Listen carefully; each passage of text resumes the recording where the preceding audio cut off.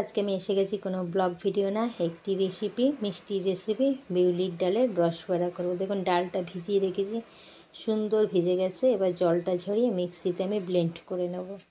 তারপর আমি একে একে দেখাচ্ছি বন্ধুরা। আমি সকলেই, অনেকেই তো করেন জানেন, কিন্তু আমি কিভাবে করি সেটাই আমি আপনাদের সাথে শেয়ার করছি।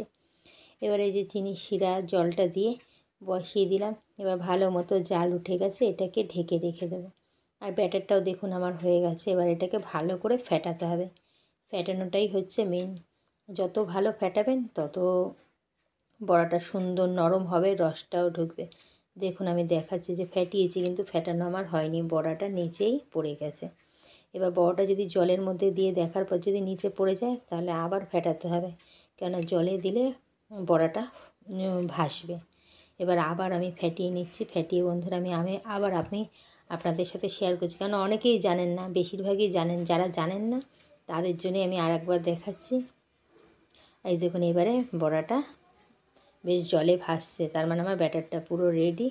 এবার আমি এর মধ্যে একটু নুন দেব, আর মৌরিটা একটু বেশি দিলেই ভালো লাগে, ওই জন্য বেশ খানিকটা মৌরি দিয়েছি, যাতে বড়াটা মুখে পড়লে মৌরিটা পড়লে ভালো লাগে।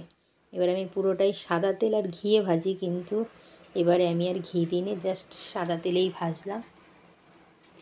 এবার আমি বড়াগুলো একে একে সমস্ত বড়া ভেজে নেব। দেখুন বড়াগুলো দেওয়ার সাথে সাথে যে উপর দিক দিয়ে কীরকম ফুলে ফুলে উঠছে। আর তেলটা আমি ইচ্ছে করে একটু কম দিয়েছিলাম, কিন্তু এই যে বড়াগুলো বেশ ভালো ফুলে উঠছে এপিট ওপিট করে। সমস্ত বড়া, আমি তো পুরো বড়া আপনাদের সাথে পুরো বড়াটা শেয়ার করতে গেলে ভিডিওটি অনেক বড় হয়ে যাবে, এই জন্য আস্তে ধীরে আমি বড়াগুলো ভেজে নিচ্ছি বন্ধুরা। আর এইগুলোকে ঠান্ডা করবো এক খোলা করে, আর এক খোলা করে আমি ঠান্ডা হলে পরে ডাইরেক্ট গরম বড়াটা দিলে না ঠিক রসটা ঢোকে না। একটু বড়াটা ঠান্ডা করে যদি গরম রসে দেন, তাহলে সুন্দর বড়াগুলো ফুলে ওঠে। আর একে একে যে এক খোলা করে ভাজছি, আর পরের যে আগের যে ভাজা বড়াগুলো সেগুলোকে আবার আমি রসের মধ্যে দিচ্ছি। এইভাবে পরপর করে আমি সমস্ত বড়া আমি ভেজে নিচ্ছি বন্ধুরা। আর পুরোটা আমি আপনাদের সাথে শেয়ার করলাম না, জাস্ট দুবার আমি শেয়ার করলাম।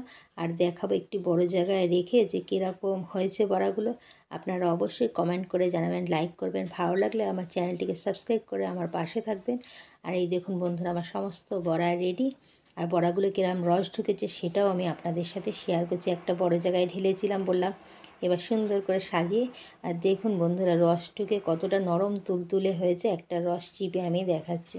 এটা 1 ঘন্টার মধ্যেই হয়েছে। এবার সারা রাত্রি থাকলে বলুন তো কতটা নরম আর কতটা সফট হবে। আর ভালো লাগলে চ্যানেলটিকে সাবস্ক্রাইব করে আমার পাশে থাকবেন বন্ধুরা। পরে একটি সুন্দর ব্লগের সঙ্গে দেখা হবে। টাটা।